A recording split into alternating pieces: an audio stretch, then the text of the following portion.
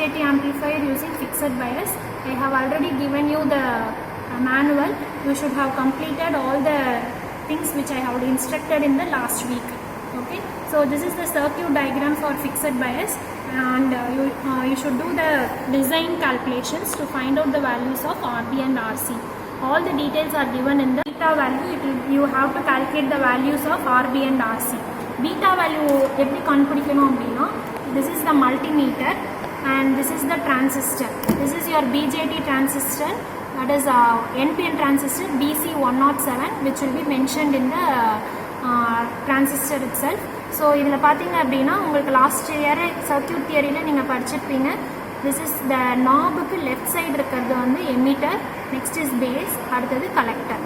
So emitter, base, collector கரெக்டாக terminals பார்த்துட்டு இங்கே வந்து உங்களுக்கு மல்டிமீட்டரில் HFE அப்படின்னு சொல்லிட்டு ஒரு பட்டன் இருக்கும். ஸோ அந்த இடத்துல நீங்கள் பட்டனை சேஞ்ச் பண்ணிவிட்டு இங்கே பார்த்தீங்கன்னா ECDE இருக்குது.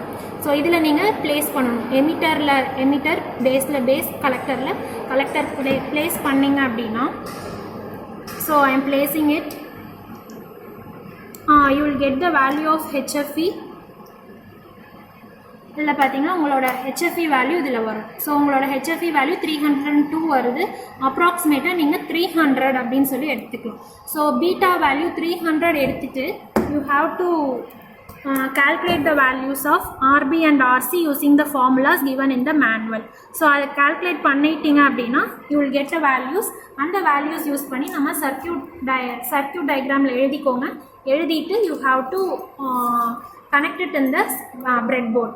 Before connecting the circuit diagram, what should you do is function generator CRO, you have to connect both these things directly and you have to set the input voltage. நான் கிளாஸ்லேயே frequency response வரையும்போது நான் உங்களுக்கு டேபிளர் காலம் சொல்லியிருக்கேன். So அந்த டேபிளர் காலமில் பார்த்தீங்க அப்படின்னா input voltage நம்ம கான்ஸ்டண்ட்டாக வச்சுக்கணும். ஸோ அதுக்காக நம்ம என்ன பண்ணுவோம் அப்படின்னா ஃபங்க்ஷன் ஜென்ரேட்டரையும் CROவையும் டேரெக்டாக கனெக்ட் பண்ணணும். டேரெக்டாக கனெக்ட் பண்ணி ஆம்ப்ளிடியூட் 2 volts செட் பண்ணணும். ஸோ அதுக்கு நம்ம என்ன பண்ணுவோம்னா ஃப்ரீக்வன்சி ஜென்ரேட்டரில் அவுட்புட் அப்படின்னு சொல்லி ஒரு நாப் இருக்கும். அதில் நீங்கள் ப்ரோப் கனெக்ட் பண்ணியிருக்கீங்க. அதே மாதிரி CROவில் சேனல் 1ல் நான் கனெக்ட் பண்ணியிருக்கேன். சேனல் 1 கனெக்ட் பண்ணிங்கன்னா சேனல் 1 தான் இங்கே செலக்ட் பண்ணணும். ஓகேவா? ஸோ இதில் பார்த்தீங்க அப்படின்னா இந்த profile this one is positive and this one is negative. அதே மாதிரி இந்த ப்ரோப்லேயும் வந்து ரெட் கலர் இருக்கிறது பாசிட்டிவ், பிளாக் கலர் இருக்கிறது நெகட்டிவ். ஸோ இதில் நம்ம வந்து ஒரு ஒயர் கனெக்ட் பண்ணி நான் வந்து கனெக்ட் பண்ண போகிறேன். So negative, I am going to connect it. So இதோட நெகட்டிவையும் நான் கனெக்ட் பண்ணுறேன். அதே மாதிரி ரெண்டு ப்ரோபோட பாசிட்டிவையும் நீங்கள் கனெக்ட் பண்ணிக்கணும். கனெக்ட் பண்ணிட்டீங்க அப்படின்னா கனெக்ட் பண்ணிவிட்டு இது இந்த ஃப்ரீக்வன்சி இதில் பார்த்தீங்க அப்படின்னா ஃப்ரீக்வன்சி ஜென்ரேட்டரில் நிறைய பட்டன்ஸ் இருக்கும். இதில் நீங்கள் வந்து ஃப்ரீக்வன்சி மட்டும்தான் நீங்கள் யூஸ் பண்ணீங்க. அதே மாதிரி ஃபங்க்ஷன் இங்கே பார்த்தீங்கன்னா சைன் அப்படின்னு சொல்லியிருக்கோம். சைன் இருக்கணும், அதே மாடுலேஷன் ஆஃபில் இருக்கணும். அப்புறம் இங்கே பார்த்தீங்கன்னா என்ன ரேஞ்சில் உங்களோட ஃப்ரீக்வன்சி இருக்குது அப்படிங்கிறதுக்கு இருக்கும். இந்த இடத்துல ஃப்ரீக்வன்சி இருக்கிறது வந்து ஆக்சுவலாக உங்களோட ஃப்ரீக்வன்சி இப்போ என்ன ஃப்ரீக்வன்சியில் இருக்குது அப்படிங்கிறது சொல்லும். ஸோ நீங்கள் இதை வந்து ஸ்டெப் பை ஸ்டெப்பாக சேஞ்ச் பண்ணணும். இது ரேஞ்ச் தான் இங்கே கொடுத்துருப்பாங்க. இங்கே ஒவ்வொரு வேல்யூவாக நீங்கள் சேஞ்ச் பண்ணணும்னா நீங்கள் ஃப்ரீக்வன்சி வேரியபிள் அப்படின்னு ஒரு நாப் இருக்கும். ஸோ அதை சேஞ்ச் பண்ணிங்கன்னா உங்களுக்கு ஃப்ரீக்வன்சி வேரி ஆகும்.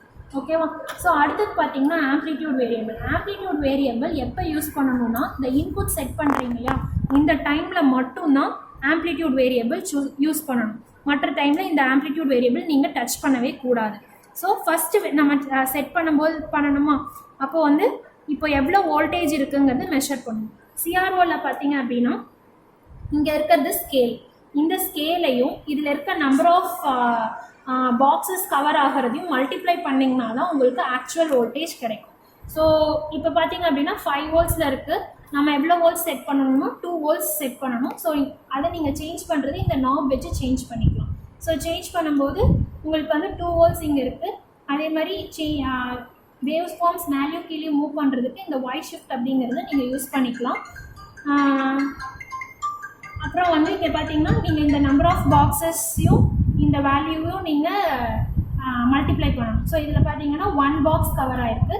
இதில் 2 வோல்ட்ஸ் இருக்குது. ஸோ 1 into 2 உங்களுக்கு வந்து 2 வோல்ட்ஸ் கிடைக்கும். இதுவே நீங்கள் இதை சேஞ்ச் பண்ணிங்கன்னா 1 வரும். நீங்கள் இது பார்த்தீங்கன்னா 2 பாக்ஸஸ் கவர் ஆகிருக்கு. ஸோ 2 into 1 என்ன வரும்? 2. ஸோ நீங்கள் வந்து இந்த ஸ்கேல் சேஞ்ச் பண்ணுறதுனால மேக்னிடியூட் சேஞ்ச் ஆகாது. இப்போ நீங்கள் அதிலே வந்து நான் ஆம்ப்ளிடியூட் சேஞ்ச் பண்ணேன் அப்படின்னா உங்களுக்கு மாறி மாறி வரும். ஸோ நமக்கு தேவை 2 வோல்ட்ஸ். அதனால் வந்து நம்ம 2 வோல்ட்ஸ் இப்போ பார்த்தீங்கன்னா நான் ஆம்ப்ளிடியூட் வேரியபிள் சேஞ்ச் பண்ணியிருக்கேன். அதனால் ஆம்ப்ளிடியூட் மாறி இருக்குது. ஸோ நான் வந்து கம்மி பண்ணுறேன். நமக்கு 2 வோல்ட்ஸ் தான் வேணும் அப்படிங்கிறதுனால I am changing it so that இப்போ பார்த்தீங்க அப்படின்னா உங்களுக்கு 2 வோல்ட்ஸ் இருக்கும். 1 into 2 பாக்ஸஸ் கவர் ஆகிருக்கு. இங்கே 1 இருக்குது. So 2 into 1 is 2. ஸோ டிபிங்கிறது டைம். இப்போதைக்கு நமக்கு அது தேவையில்லை. நம்ம ஃப்ரீக்வன்சி டேரெக்டாக ஃப்ரீக்வன்சி ஜென்ரேட்டர்லேருந்தே நோட் பண்ணிக்கலாம். ஓகேவா? ஸோ இதுதான் வந்து இன்புட் செட் பண்ணுறது. இந்த பார்ட் வரைக்கும் எல்லா எக்ஸ்பெரிமெண்ட்டுக்கும் காமன். நம்ம எல்லா எக்ஸ்பெரிமெண்ட்டுக்கும் நம்ம ஃப்ரீக்வன்சி ரெஸ்பான்ஸ் தான் வரையணும். ஃப்ரீக்வன்சி ரெஸ்பான்ஸ் வரைகிறதுக்கு இன்புட் வோல்டேஜ் நம்ம செட் பண்ணியாச்சு. நம்ம அடுத்தது அவுட்புட் வோல்டேஜ் மெஷர் பண்ணணும். அப்போ வந்து நம்ம சர்க்யூட் டயக்ராமில் இருக்க கனெக்ஷன்ஸு நம்ம பிரெட் போர்டில் பண்ணுறோம். Bread board already you are familiar, உங்களுக்கு தெரியும். இருந்தாலும் ஒரு டைம் ரிவைஸ் பண்ணிடுறேன். ஸோ இதில் பார்த்தீங்க அப்படின்னா these 5 points are connected, these 5 points are connected. அதாவது வேர்ட்டிக்கலாக இந்த 5 points கனெக்ட் ஆகிருக்கும். ஃபஸ்ட்டு லைனுக்கும் செகண்ட் லைனுக்கும் கனெக்ஷன் இருக்காது. அதே மாதிரி ஸோ வேர்ட்டிக்கலாக இந்த 5 பாயிண்ட் அதே மாதிரி இந்த 5th பாயிண்ட்டுக்கும் இந்த 6th பாயிண்ட்டுக்கும் கனெக்ஷன் இருக்காது. ஸோ இது தனி கனெக்ஷன், இது தனி கனெக்ஷன். ஓகே. ஸோ சிமிலர்லி இங்கே மேலே பார்த்தீங்க அப்படின்னா ஹரிசாண்டலாக கனெக்ட் ஆகிருக்கும். ஹரிசாண்டலாக எப்படி கனெக்ட் ஆகிருக்குன்னா ஃபஸ்ட்டு 25 பாயிண்ட்ஸ் கனெக்ட் ஆகிருக்கும். அடுத்த லைன் 25 பாயிண்ட்ஸ் கனெக்ட் ஆகிருக்கும். ஆனால் ஃபஸ்ட் லைனுக்கும் செகண்ட் லைனுக்கும் எந்த கனெக்ஷனும் இருக்காது. ஓகேவா? ஸோ இதுதான் வந்து பிரெட் போர்டோட கனெக்ஷன். அதே மாதிரி தான் கீழேயும் ஃபஸ்ட்டு 25 பாயிண்ட்ஸ் கனெக்ட் ஆகிருக்கும். அப்புறம் மறுபடியும் 25 பாயிண்ட்ஸ் கனெக்ட் ஆகிருக்கும். ஃபஸ்ட் லைனுக்கும் செகண்ட் லைனுக்கும் எந்த கனெக்ஷனும் இருக்காது. ஸோ யூஸ்வலாக நம்ம பவர் சப்ளைக்கும் கிரவுண்டுக்கும் நம்ம இந்த 2 பாயிண்ட்ஸையும் நம்ம யூஸ் பண்ணிக்கலாம். ஓகேவா? ஸோ நெக்ஸ்ட் நம்ம சர்க்யூட் டயக்ராமோட கனெக்ஷன்ஸ் பார்த்துடலாம். நான் வந்து ஒரு பர்டிகுலர் வேல்யூ ஆஃப் பீட்டா எடுத்து நான் RB value RC value design பண்ணியிருக்கேன். ஸோ அந்த வேல்யூக்கு நான் எப்படி அவுட்புட் வருங்கிறத நான் சொல்லிடுறேன். உங்களுக்கு 300க்கு நீங்கள் கால்குலேட் பண்ணிடுங்க. ரீடிங்ஸ் வந்து நானே எடுத்து உங்களுக்கு வந்து போஸ்ட் பண்ணிடுறேன். ஸோ அதை வச்சு நீங்கள் கிராஃப் போடணும். ஓகேவா? ஸோ இதில் பார்த்தீங்க அப்படின்னா this is your emitter, base and collector. Okay. So இங்கே நான் இதில் கனெக்ட் பண்ணும்போது இது எமிட்டர், இங்கே நான் பேஸ், இங்கே கலெக்டர் வரும். ஓகேவா? ஸோ நாபுக்கு பக்கத்தில் ஆக்சுவலாக திருப்பி பார்க்கும்போது உங்களுக்கு லெஃப்ட் சைடில் எமிட்டர் இருக்கும். ஸோ நேராக வைக்கும்போது உங்களுக்கு வந்து இந்த சைடு எமிட்டர், இது பேஸ், இது கலெக்டர். ஓகேவா? ஸோ எமிட்டரில் பார்த்தீங்க அப்படின்னா emitter is connected to ground.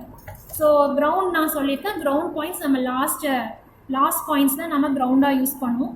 So எமிட்டரை வந்து ஃபஸ்ட்டு டேரெக்டாக நான் கிரவுண்டில் பண்ணிக்கிறேன். அடுத்தது பார்த்தீங்க அப்படின்னா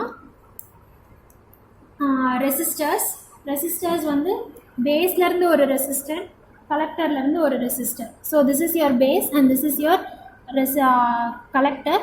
ஸோ நான் பேஸ்லேருந்து ஒரு ரெசிஸ்டர் மேலே கனெக்ட் பண்ணிடுறேன். பேஸ்லேருந்து வர ரெசிஸ்டர் வந்து பவர் சப்ளை கனெக்ட் பண்ணணும். அதே மாதிரி கலெக்டர்லேருந்து வர ரெசிஸ்டரும் நம்ம பவர் சப்ளைக்கு கனெக்ட் பண்ணணும். So this is your simplest experiment. இது 3 தான் காம்பனன்ட்ஸ் இதில். இப்போ அடுத்தது நம்ம என்ன பண்ணணும் அப்படின்னா கெப்பாசிட்டர்ஸ் கலெக்ட் பண்ணணும். கெப்பாசிட்டர்ஸ் கப்ளிங் கெப்பாசிட்டர்ஸ் தான் இன்புட்லேயும் அவுட்புட்லேயும் நம்ம கனெக்ட் பண்ணணும். ஓகேவா? ஸோ இன்புட்டில் இங்கே கனெக்ட் பண்ணியாச்சு. So that is output and this is your input. கேர்ஃபுல்லாக பண்ணணும். பிகாஸ் நாப் வந்து நீங்கள் வந்து ப்ளேஸ் பண்ணும்போது இது எமிட்டர், இது பேஸ், இது கலெக்டர். ஸோ பேஸ் வந்து இன்புட், கலெக்டர் வந்து அவுட்புட். ஸோ அடுத்தது நம்ம பவர் சப்ளை கனெக்ட் பண்ணுறோம். Power supply positive to the இங்கே எடுத்து கனெக்ட் பண்ணிடலாம். அடுத்தது இதில் வந்து நெகட்டிவ் கனெக்ட் பண்ணியிருக்கோம். ஸோ நம்ம 10 volts செட் பண்ணிப்போம். ஓகேவா? ஸோ அடுத்தது பார்த்திங்கன்னா இன்புட் அண்ட் அவுட்புட் கனெக்ட் பண்ணணும். ஸோ இது இப்போ சிஆர்ஓலேருந்து வர்றது. So I M connecting positive to the output and negative ground பண்ணிக்கிறோம். அதே மாதிரி ஃபங்க்ஷன் ஜென்ரேட்டர்லேருந்து வர்றது பாசிட்டிவ் சர்க்யூட்டில் கனெக்ட் பண்ணிவிட்டு நெகட்டிவ் கிரவுண்டில் கனெக்ட் பண்ணணும்.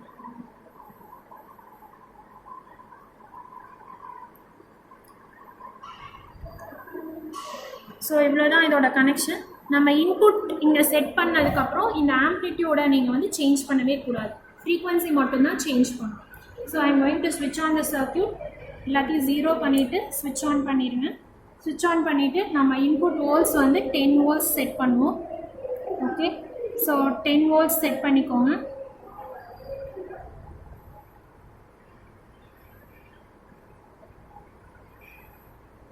ஓகே, 10 volts செட் பண்ணிக்கோங்க. செட் பண்ணிவிட்டு நீங்கள் வந்து ரீடிங்ஸ் எடுக்கணும். ரீடிங்ஸ் வந்து இதில் ஃபஸ்ட்டு ஃப்ரீக்வன்சி மினிமம் ஃப்ரீக்வன்சி வச்சுக்கணும்.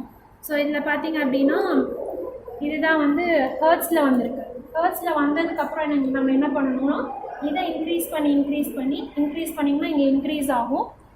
ஓகேவா? ஸோ இதை இன்க்ரீஸ் பண்ணி நம்ம இதோட வேல்யூ வந்து கால்குலேட் பண்ணணும்.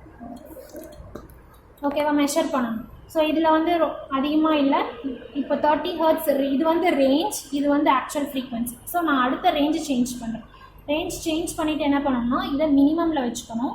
மினிமமில் வச்சுட்டு நான் ஸ்டார்டிங் வேல்யூ 100 வைக்கிறேன். ஸோ 100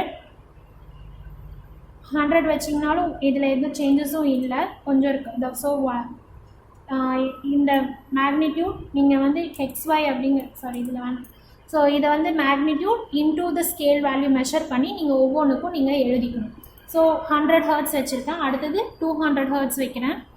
ஸோ இங்கே பார்த்தீங்க அப்படின்னா உங்களுக்கு அதுக்கு தகுந்த மாதிரி அவுட்புட் இன்க்ரீஸ் ஆகிட்டே இருக்கும். ஸோ கான்ஸ்டண்ட்டாக இருக்கும். ஒரு சில இடத்துல வந்து கான்ஸ்டண்ட்டாக வரும். ஸோ எந்த அளவுக்கு கான்ஸ்டண்ட்டாக வருதுங்கிறது நீங்கள் ரேஞ்சை மட்டும் சேஞ்ச் பண்ணி பார்த்துக்கோங்க.